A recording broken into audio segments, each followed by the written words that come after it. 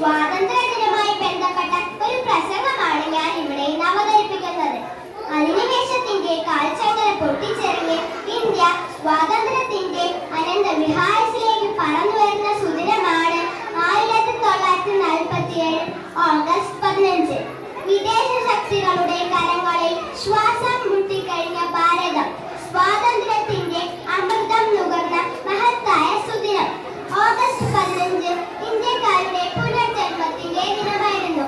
ആ പുണ്യദിനം നാം ഓർക്കുകയും ആഘോഷിക്കുകയും ചെയ്യുമ്പോൾ ഭാരതത്തോടുള്ള കൂറും സ്നേഹവും പ്രകടമാകുന്നു.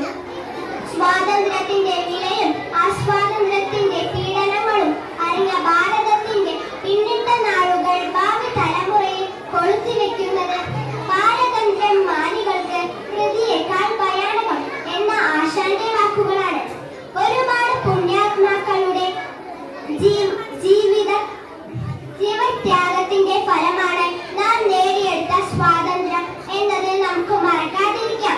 രാഷ്ട്രപിതാവായ മഹാത്മാഗാന്ധിയുടെയും നേതാജി സുഭാഷ് ചന്ദ്രബോസിന്റെയും ജവഹർലാൽ നെഹ്റുവിന്റെയും ഓർമ്മകൾക്ക് മുന്നിൽ നമുക്ക് പ്രണാമമർപ്പിക്കാം.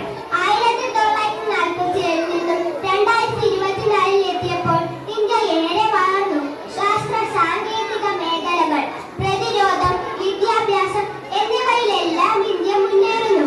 ചാന്ദ്രയാനും മംഗൾയാനും എല്ലാം ഇവയുടെ നേർക്കാഴ്ചകളാണ്. അഹിംസയിലൂന്നിയ സ്വാതന്ത്ര്യമാണ് നമ്മുടേത്. എന്നാൽ ഇന്ന് ജാതിയുടെയും മതത്തിന്റെയും രാഷ്ട്രീയത്തിന്റെയും പേരിൽ മനുഷ്യർ പരസ്പരം പടവെട്ടുന്നു. കൊലപാതകങ്ങളും സ്ത്രീധന മരണങ്ങളും തുടർക്കഥയാകുമ്പോൾ യഥാർത്ഥത്തിൽ നമുക്ക് സ്വാതന്ത്ര്യം ലഭിച്ചിട്ടുണ്ടോ എന്ന് നാം സംശയിക്കേണ്ടിയിരിക്കുന്നു. ഭാരതം ഇന്ത്യൻ നാടാണ്. എല്ലാ ഭാരതീയരും എന്റെ സഹോദരി സഹോദരന്മാരാണ്.